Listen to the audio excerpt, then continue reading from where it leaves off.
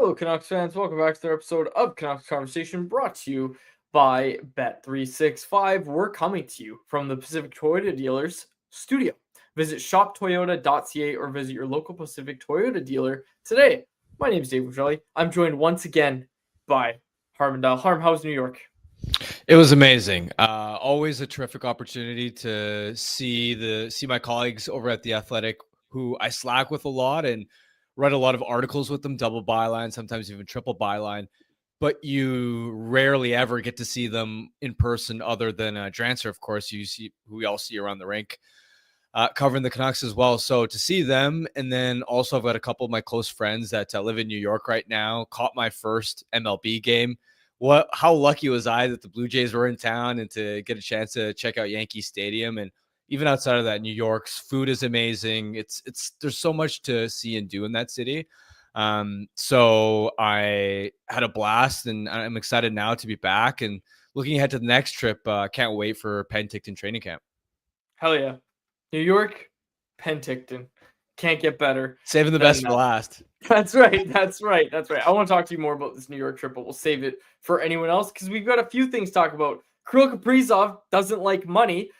Jack Hughes and Quinn Hughes, there's another step in this saga. Now, I know you were away yesterday, Harm, but what I said on yesterday's show was I don't want to talk about Quinn Hughes outside of what he's doing on the ice. I don't want to talk about this whole contract thing. He's 10 months out. He doesn't want to talk about it. He's going to get asked about it once at training camp, and then it's never going to be talked about again for the rest of the season, or at least it shouldn't. And my opinion is that I don't want to talk about it either. I said I'm this close to putting a veto on Quinn Hughes' contract talk because we don't know anything. Like, we can't possibly know anything. There's nothing new to this story other than us just sitting here saying, well, what if he doesn't sign? I'm tired of it. I said I'm done with it. So, of course, we're going to have to talk about it today because there's some new wrinkles in the story. Quinn Hughes responding to his brother's comments. But obviously, you've kept up with this story. Yeah, and I thought Quinn's reaction was bang on, essentially saying, well, what else is Jack going to say? And that's where Jack's comments, there wasn't anything earth-shattering about that. Of course, brothers want to play with each other. Anyone that has a sibling and had a really good relationship with them, or even just a best friend in general, of course you would want to work together in any setting. You could ask any person about that, and of course they'd want to have that kind of opportunities. The only interesting part was that Jack said it out loud, knowing that it would cause headlines. The only point I wanted to make on this, because I'm largely in your camp that we don't need to spend a ton of time discussing this, is if I'm a Canucks fan wondering about Quinn's future and thinking about how do we convince him to stay, I think it's always important to remember that the state of the franchise itself is going to have more of an impact than, oh, he wants to play with his brothers, as far as Quinn's decision, in my opinion anyway. 2 summers ago, I did a story. This was around the time that we didn't know whether Austin Matthews was going to re-sign in Toronto. We didn't know whether Elias Pettersson was going to re-sign in Vancouver. So I spent a lot of time doing a deep dive into, all right, if you have a franchise player, what do they look at in deciding whether to stay or go? And I spent time talking to Steven Stamkos one-on-one and several top player agents that have represented star players. And the common theme that consistently came up was that legacy and the chance of winning a Stanley Cup is the number one factor that most of these Hall of Fame bound superstars are thinking about, because no superstar wants to be remembered as a player who collected the individual accolades, but was never part of any meaningful team success. And so if contending for a cup is most superstars' top priority when it comes to deciding whether to stay or go, then that's within the Canucks' control. They build the team. Like, another way to put it is this: if the Canucks had followed up that 2023-24 season with a similar year last year, and we were opening up training camp talking about the Canucks Cup chances and they're a legit Cup contender, I would not be worried about him leaving to play with his brothers. Yeah, because I really do think winning is the number one priority. And I believe Quinn when he says he wants to win here. So all of that discussion around playing with his brothers, to me, the focus is always on this franchise and what's their direction. Can they get out of the dysfunction? Can they get on a path where we look at the next few years and say, there's a window for them to contend for a Stanley Cup? That, above anything else, is what's going to matter. in my opinion, when it comes to Quinn's future. And that's why I'm not too concerned with what Jack says or if Luke's ever asked about it. The Canucks, it's their responsibility to manage this and build the best team possible. And I think you're going to see this more and more. I'm not saying this is exactly what's happening with McDavid, but I think, like you said, players want to win, and they're looking ahead more than I think they have in the past. I think they're looking at how teams are set up to be in 4 or 5 years from now, and that's influencing some decisions as well. We'll continue this conversation later on, actually right away, because we're chatting with Matt Larkin from Daily Faceoff, who's brought to you by our friends over at Greta, which by now you know is a great spot to watch the big game, but did you know it's an even better spot for your upcoming party or event? If you need a venue for a team building or summer/fall social event, check out Greta. They've got the street food menu, they've got the arcade, and of course, they've got the bar. It's always a fun time with plenty of options. Make Greta your spot for your next event. For more info and to book your event, go to gretabar.com. Greta Bar YVR, 50 West Cordova Street is the address. Let the games begin. All right, let's bring him in. Matt Larkin, the managing editor of Daily Faceoff, joins us from the NHL Player Media Tour in Vegas. Matt, you've been following this story around. You talked to Jack Hughes. You talked to Quinn Hughes. What's your takeaway on all this? Yeah, it's really fascinating. I see both sides of it, okay? So I think that Harmon really hit the nail on the head, and Quinn Hughes even said the same thing today. The fact that team success really does determine how much buzz there is about Quinn Hughes' next deal. And Quinn said it today. If we had a great year last year, I'm not even part of the noise. That was the expression he used. And it is pretty crazy that there is this much discussion when he's 2 years away. It's not like he's in a contract year at all. And we said that to him as well. We thought it was crazy. And he pretty much pointed out exactly, as you said, Harmon, that it's because of the team situation and the fact that you go from 109-point season to out of the playoffs. That said, if we go devil's advocate, pun intended here, Jack Hughes did not have to say what he said. He did not have to say it in such a teasing, tantalizing way. He could have brushed off the topic, but he went out of his way to stir the pot. And I think he knew exactly what he was doing. And I think his words were something along the lines of, I'm going to go ahead and say it. I don't care. That was basically the sentiment, right? So that part of it is interesting to me. You could argue that it's a form of soft tampering on the part of Jack, but I genuinely think he doesn't care. And what was interesting to me is just how Quinn took that in stride. Because I said to Quinn today, are in this situation, are you texting your brother like, dude, what are you doing? Why are you stirring the pot like this? But Quinn said, no, not at all. Who wouldn't want to play with their brother? It's normal. And I think in general, Quinn Hughes is handling it very maturely. It's so interesting. It's a sort of a crazy time because these last few days, I don't know if there's ever been a time where there have been these many superstars where there's just speculation around their future, whether it ends up being legitimate or not. We can talk about Connor McDavid, Kirill Kaprizov, Quinn Hughes, even Sidney Crosby, fielding questions about his future. When it comes to McDavid and Kaprizov, I think those are the more interesting storylines because they're actually in contract years. Which fan base should be more concerned about their superstar not having signed a contract extension yet? McDavid with the Oilers or Kaprizov with the Wild? Oh boy, that's a really hard question because my answer might have been different 24 hours ago, right? I guess you have to say the Wild right now because if Kirill Kaprizov is not going to take $16 million a year, you have to ask, okay, what is he going to take? And is this a matter of money anymore? Is it just a matter of him wanting to play in a different market and just sort of see what's out there? To me, he seems like the classic example of the type of player that's going to go to the New York Rangers, right? Artemi Panarin's going to be coming off the books more than $11 million. That's the exact type of franchise I could see taking a run at Kaprizov next year. So to me, it's scary just in the sense of, okay, if you're not willing to accept that much money, do you have a problem with the direction of the Wild, with the future? And that's interesting to me too, because the Wild actually have quite an interesting youth movement, especially on defense with Brock Faber now established. And of course, Zeke Buium, one of the best defensive prospects in the game. They're just getting out from under the years of cap penalties with Parise and Suter. It seems like it should be time for them to take off. And if Kaprizov jump ships now, if you're a Wild fan, that's got to be really demoralizing because I feel like this franchise, Bill Guerin has waited patiently to finally have poker chips at the table in terms of cap space to spend going forward, right? So to me, the Wild, in theory, should be set up to be on the rise in the coming years, but that all comes crumbling if Kaprizov isn't there.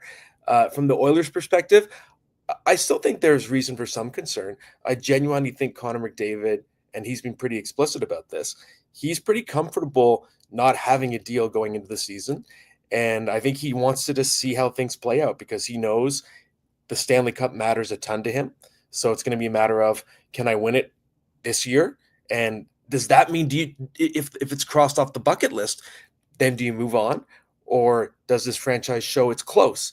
Does that make you want to stay a little bit longer and continue taking runs? So to me, McDavid, I don't think that chapter is going to be closed for a while because I think he genuinely hasn't decided. But Kaprizov, yes, it's more concerning because it's just such a shock. Like, what does he want? 18 million? I'm stunned. And for those that missed it, Michael Russo and Frank Cervelli both reporting 8-year deal worth $16 million per year. Kaprizov turned that down. And Matt, I'm with you. I totally get it. And honestly, like, to me, if you ain't taking that, you're not staying with the Wild. That's the way I look at it. It's like you just don't want to be there if that's what you're. Maybe he's like, I really want short term, but I can't see that being the case with how much money was on the table there. We'll see where it goes from there. Yeah, and one thing I should add, Quads, is that the owner of the team, Craig Leopold, he did say last week that he anticipated Kaprizov signing the richest deal of all time. I don't know if that was the wisest thing to sort of tip your hand and indicate that you are already willing to make him the highest paid player ever. So this could be a leverage play where Kaprizov knows he can extort a little bit extra. Maybe he can get 17 million out of the Wild. So I would not rule that out. And to me, I'm not punching his ticket out of Minnesota just yet. I think it could still be a little bit of posturing. If this continues through training camp and at the start of the season, then yes, it's time to worry. Okay. All right. What else stood out to you from the NHL media player tour? I'm sure there were a lot of players you guys talked to and a lot of storylines that maybe fell under the radar because of all the other drama and noise surrounding some of these stars. Yeah, it's been really fascinating. They call it the car wash because there are so many players coming through. You talk to, I think it's 35 players in 3 days. Sidney Crosby talking about his future. Obviously, we stirred the pot a little bit there. But again, when I asked him that question, he could have just said, I don't think about trade rumors. He could have brushed it off and we could have moved on. And to me, it was telling that he was willing to give a long answer and admit that he sort of thinks about the fact that all this losing does bring on these trade rumors. So to me, there's a contradictory element to Crosby with his legacy and who he is, because on one hand, he's this aw shucks class act of a player. He seems like exactly the kind of guy who would play his entire career with one franchise. That is Crosby. At the same time, he is also the picture of intensity and competitiveness and the consummate winner. That's also very much his brand. And the idea that he could finish his career not having won a playoff series since he was 29, 30 years old, and play the last 7-8 years of his career without even a playoff series win. That doesn't feel very on brand for Crosby either. So I genuinely feel like he's approaching a fork in the road, and either path would make sense. So that's one storyline that jumped out to me. The other one that really struck me was Connor Bedard. So Bedard is someone to me who, when he came in and did this event with us a year ago, I thought he came across as someone who was feeling the pressure and a little bit tight and just sort of, I think experiencing normal emotions for a teenager who's expected to be a generational talent. This time I felt like Connor Bedard was so loose, almost like a different person. He was cracking jokes. He felt confident. He just seems far more comfortable in his own skin. And I did talk to him about, can he look to someone like Nathan McKinnon as a career template to follow, someone who didn't immediately break out, who was a first overall pick, won the Calder, then was considered a bit of a disappointment, and then 3-4 years into his career, he explodes. And Bedard did say, not every superstar player dominates the league in their first year. It doesn't mean that they can't or won't. So my takeaway from Bedard is that he just feels mentally like he's in a good place going into the season. So I'm curious if that's going to translate into production. Okay, last thing for me, Matt. You did this oral history, very good read, on the Lightning's 2020 COVID Cup run. What stood out to you? What was your favorite part of that story? Was there anything in those conversations that you had for that story that was like a massive surprise to you or anything like that? Yeah, it was lots of fun putting it together, and thanks for the compliment, Quads. I think a couple things stood out. One was the fact that John Cooper absolutely loved the bubble. Like, he said that from the start. As soon as we started talking, he said, I know people are going to think I'm crazy, but I thought this was fantastic. To me, he really cherished the experience as much as anyone that was involved. I think he liked the fact that his players could hear him during the games with with no fans in the stands. It was a lot easier to communicate. And I think he liked the bonding experience. And it ties to me, the most interesting debate. I call it a debate because I think the players, everyone involved with the Lightning, were kind of split on this one. It was the debate between which celebration meant more, the year they won in the bubble 2020, or when they won in 2021 with fans. And the easy answer might be, well, of course, they won in Amalie Arena, they had their parade, they had all the fans in the building and the screaming. You felt, I think, like Stamkos put it, that was how I dreamt about it as a kid. But the other way, and this is how guys like John Cooper and Ryan McDonough explained it, in the first year in 2020, they got to experience the Stanley Cup just together. There were not media on the ice. There were not friends and family and people just all over the place. You didn't lose track of each other for hours at a time. The cup didn't go missing. It was just only the people that were in there. 52 people were allowed per team in the bubble. So you had 52 people in, and the players just in the room with the cup to themselves, kind of sharing an intimate moment. And as Cooper put it, like, nobody else is ever going to get to experience it like that, unless, of course, there's another pandemic. So hopefully not. But to me, that was the most interesting takeaway. I'm curious to get your take because you obviously got a really good league-wide lens. Quads and I follow the Canucks on a day-to-day basis. So sometimes when you focus and zone in on one team, it's different than the perspective of someone that's got a broader view on the whole state of the NHL. As an outsider, how do you view the Canucks this coming season, and specifically in relation to a team like the LA Kings, where we've spent a lot of time talking about how if the Canucks want to leapfrog into a playoff spot in the Pacific Division, could LA be the team that's primed to take a step back given some of their offseason departures, Doughty getting another year older, Kopitar getting another year older? How do you view LA versus sort of Vancouver in that playoff race, and just your view on the Canucks as a whole this coming year? Yeah, it's a great question because I do think there is an advantage to having kind of that bird's eye view and you're not too close to anything in a way. And I'm not overly optimistic about the Canucks this year. If you look at the team they had last year, what have they changed? Well, the big headline of the offseason was simply maintaining status quo by re-signing Brock Besser and Thatcher Demko. It wasn't really an offseason about adding. And the one thing they did do is add Evander Kane to a dressing room that has been so volatile the last couple seasons. I don't know if that is going to be the ultimate solution chemistry-wise. And I just look up and down that lineup, and maybe you get someone like a Jonathan Lekary-Mackey who can break out and get an opportunity, but I don't see that much different of a group from the one that wasn't good enough last year. And, you mentioned the LA Kings, who I do think could take a step back. I really don't like the moves they made in the offseason. I think they got worse defensively. They added, to me, the worst defensive hockey player of this generation in Cody Ceci, who could pull them back, and they didn't add enough offense when finishing was their problem. But it's not about the Kings. It's about the Anaheim Ducks. To me, that's what you have to watch. They had the biggest improvement in the league last year, 21 points. You have Lucas Dostal coming into his own. You have guys like Leo Carlson, Mason McTavish, and Cutter Gauthier, who are all among the leading scorers in the league down the stretch after the Four Nations face-off break. They were really breaking out. And of course, you have Joel Quenneville. Obviously, it's a separate conversation whether we think Quenneville should have gotten another chance, but it doesn't change the fact that he's gotten it. He's there now. Nothing we can do about that. And I don't think there's any denying that he's an all-time great coach on the ice. So I think he's going to get a lot out of this team and improve them defensively. So to me, I see the Anaheim Ducks improving by another 10, 15 points, and I think they're going to leapfrog and be the team knocking on the door of the wild card, not Vancouver. You also have to watch on the other side of the bracket in the Central. Utah's another team that looks really improved. You add JJ Peterka, Nate Schmidt, Brandon Tanev, and that team improved from, I think it was 77 to 89 points last year. That's another team that I think has passed Vancouver in terms of where they are in their trajectory, in terms of their ascension. So admittedly, I'm not very optimistic about the Canucks this year. Interesting.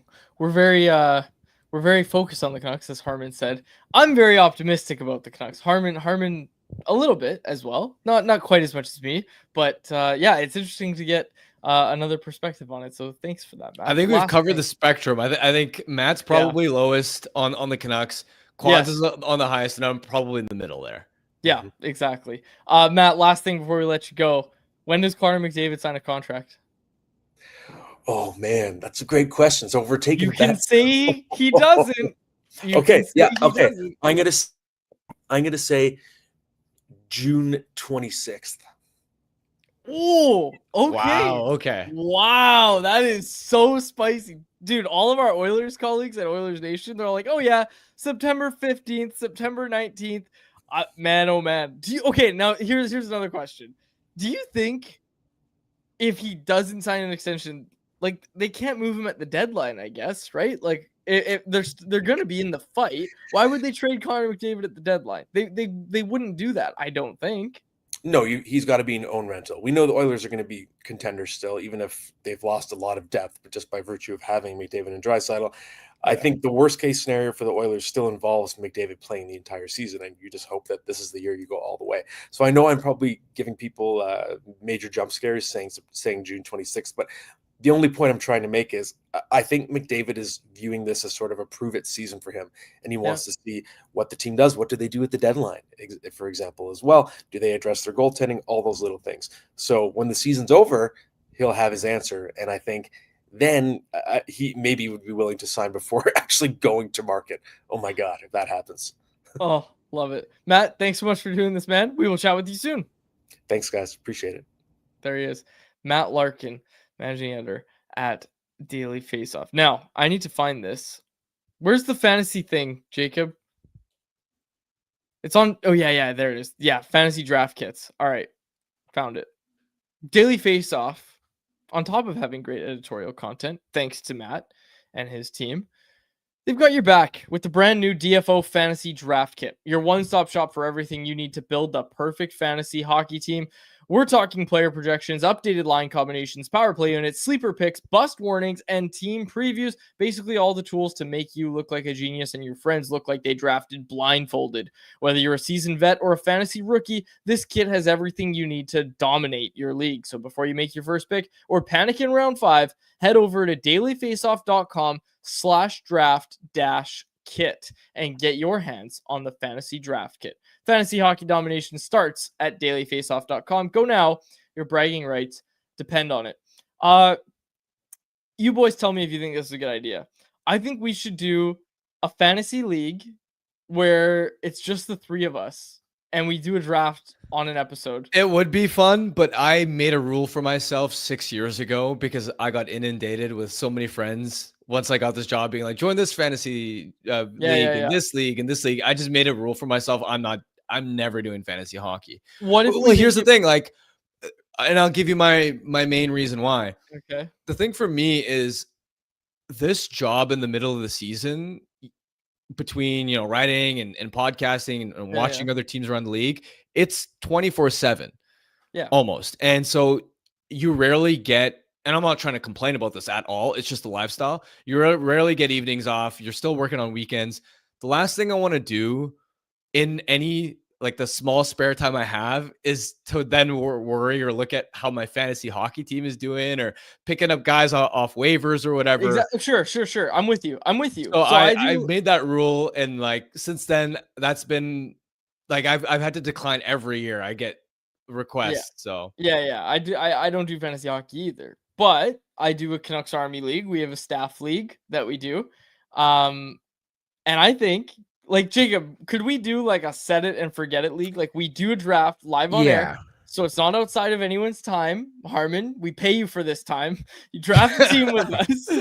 I mean, I'd feel bad because just the other day, I think it was Myrtle was asking me to join the Athletics fan, and I turned them down. Did he offer to pay you money to do it? No. No, true. So I think, No? I think if we were to do it, it's not going to be traditional fantasy hockey. We'll just call it like the Convo, like fantasy challenge or something. To reiterate, there are 3 people on this. Okay, I think we'll see. We do something, on air. We draft maybe like, two lines worth of players. Yeah, like exactly. Six forwards, 4D, and a goalie. Can't change. So if a guy gets hurt, you're screwed, right? You gotta no waivers, no trades, nothing. Yeah, I would like to do this. We draft the teams, and then we don't look for the rest of the year. Like, no, I don't want any updates on it during the year. Yeah, okay, like set a reminder in your phone for like the first week of the off season to open it up, and we'll go through it and see how we did. But I think honestly, I don't think any of the apps I can give you a 3-person fantasy league. So I think we have to do it by hand. We have to put it in Excel, and then we'll have to do the stats at the end of the year, which is okay. fine. I could get on board with something that's like that low maintenance. Yeah, that's what I'm saying. Like, I want to be able to do this in like 30 minutes on a show. Probably tomorrow, actually. Tomorrow. So, probably tomorrow. We'll see. It seems like we'll figure something out. But yeah, if we do it, it's going to be very low maintenance. We said it. We literally forget about it. And, at the end of April, we'll just kind of dig in and say, okay, how did it go? Hopefully the Canucks are in the playoffs and we do it like, after the playoff run is over. We don't have to actually do it in April. But if we have to fill a show in April when the season's over, we'll dig back in. All right. Let's get to anyone else, which is a presentation of our friends at the Vancouver Canadians. The C's season came to a close this weekend, and we want to thank them for their support all summer long. Take a look at their season ticket options. Make sure you don't miss out. For more information, visit CanadiansBaseball.com. People in the chat are suggesting that someone else maintains the team for Harmon. Oh, that's good. Okay. Let's get to some other stuff. I had a few things I wanted to talk about. We got the Kaprizov stuff. Man, I don't know. I know Matt made a good point that it might not mean, trade, it's a trade. I think it's a trade, man. I think it's going to be a trade. Or you mean him leaving? Yeah. Yeah. I don't think I'd be worried at that point. I think it's going to get to, he says, I don't want to be here. And they're going to okay, then we have to trade you. Yeah, if it gets to the start of the season with no contract, I'd be worried. I still think there is a small likelihood that what Matt was saying as far as posturing and maybe trying to squeeze out just a little bit more. But turning down $128 million, especially keep in mind that Kaprizov hasn't always been the most durable player. Only played 41 games last season, and he is a smaller guy. He has more incentive to take the guaranteed money that a long-term extension offers than, let's say, a Connor McDavid. And to match $128 million on the open market, where teams can only offer 7 years, we'd be talking about an $18.3 million cap hit. So, I mean, besides money, if it's not money, what does he want? And that's what I'd be dying to know if I was a Minnesota Wild fan. Because if it's the market, and we've seen Russian players like playing in New York, right? Panarin went there. Gavrikov took less money to go there. With Russians, oftentimes it's either New York or one of the Florida teams. We saw Bobrovsky go to Florida as well. And so many Russian players spend time or have properties in Florida. So maybe it is just a market thing where he doesn't necessarily love the Minnesota winters or whatever and wants to go to a flashier sort of city to play in. If that's the case, then you're kind of screwed if you're the Wild because you can't do anything about that. But if it's more a question of he wants the best opportunity to win and he's still unsure about that because the Wild have been a middle of the pack team that can get into the playoffs but gets knocked out in round one every year, then that's at least something that the Wild have some control over and that they can change. And there is some level of optimism that maybe they can get past that. Last year in the playoffs, they nearly beat Vegas in round one. And I know we say that, and I know until they actually do it, that's not going to mean much to Wild fans. But the key is what Matt was talking about as far as the youth movement. They've got Zeev Buum, who's going to make his regular season debut. Obviously, we saw him in the playoffs, but he's one of the top contenders to win the Calder Trophy. He's an elite prospect. They've got David Jiricek, who they paid a haul for to acquire. Danilo Yurov has come over. He's going to be a top line forward for them. Jesper Wallstedt is a goalie of the future to sort of keep an eye on, and I believe he's going to be their backup this year. And also other guys like Liam Ugrin, who was a relatively recent first-round pick. And again, this is the first season where they're not tied up with buyout cap charges. So if Kaprizov stays, there is a path where the Wild could sort of take the next step and be a more legitimate threat in the playoffs. But I mean, that's where Kaprizov, because the Wilds have been mediocre for so long, maybe he wants to see it until he's ready to actually put pen to paper. Jacob has something for us here. Oilers' new alternate jersey has been leaked. Yeah, so it was reported that the Oilers were going to get a new alternate jersey this year, and it looks like it just leaked. I'm a big jersey guy, and I'm looking. It's a really poor quality image, so I can't tell if it's legit or not. But if it is, it's pretty bad. Yeah. For Oh, those in the podcast, how would we describe this? It's a pretty basic design. It's a white jersey with just like basic Old Pepsi logo. Yeah, Looks like the old Pepsi logo. Yeah, it's an Oilers script that looks like kind of like the old Pepsi logo. Yeah. Yeah, not good. Maybe this is why McDavid hasn't signed. He saw the jerseys and didn't want to wear them. You know what though? The color combination, especially if it was like an off-white, would go kind of hard. Sure, but the colors are good. The colors are good, but yeah, I don't know what they're pretty doing boring. with the logo. Pretty boring. All right. Yeah, I don't love those. We're spoiled in Vancouver. The Canucks have a good set of uniforms, and we all love the black skate, and don't have to worry about mediocre alternate jerseys getting released every year. So, Cam Horwath on Facebook, regular listener of the show, said this: I was looking over the draft kit last night. It's actually very well laid out and easy to follow. I will be using it to strategize both my keeper league drafts. Thank you, Cam. I appreciate that. That's very nice feedback for us with the draft kit. Those guys work so damn hard. I shouldn't say we. I don't do anything. I just kind of check in with them. I help out with content. But anyways, yeah, the Daily Faceoff guys, they work super hard. Brock, Matt, all those guys, they do a really good job. Now, I had this conversation the other day, Harm, as I was looking at some fantasy hockey content. I think there's some real sleepers in I know you don't do fantasy hockey drafts, but I think the Canucks players are going to go so low in drafts. And I think there's going to be some that it's like, if you can get one of these guys late in your draft, you have to try to take them. Like if you have your last pick, and depending how deep your league is, like if you're in a 20-team league, make your last pick like Nils Höglander.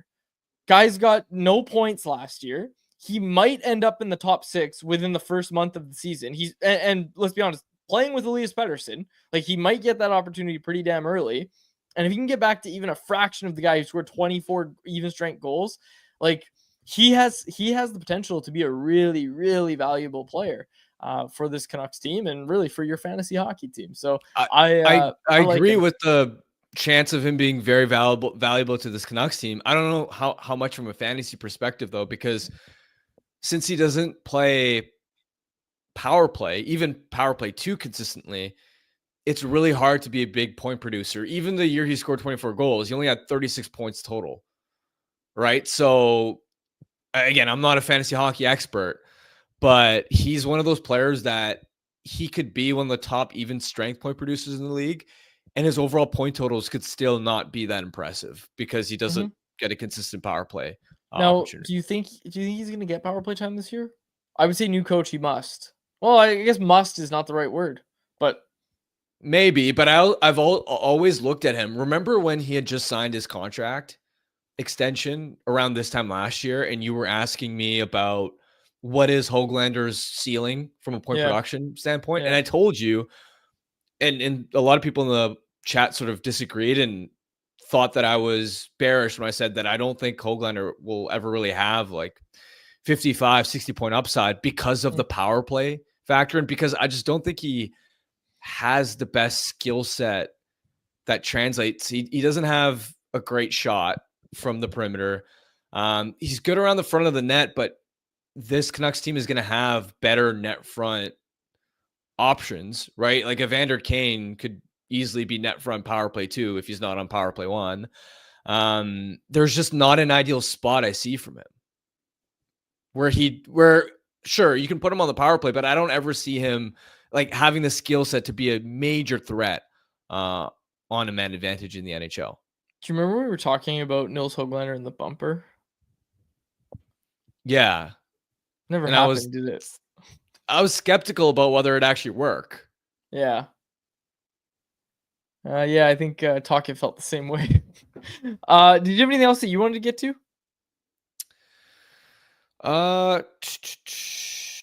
No, I feel like we're at the point of September where I just want to see training camp now and get the ball rolling. Feels like there are so many different things to sort of watch and keep an eye on, and there's gonna be so much to discuss once we actually see these things actually on the ice.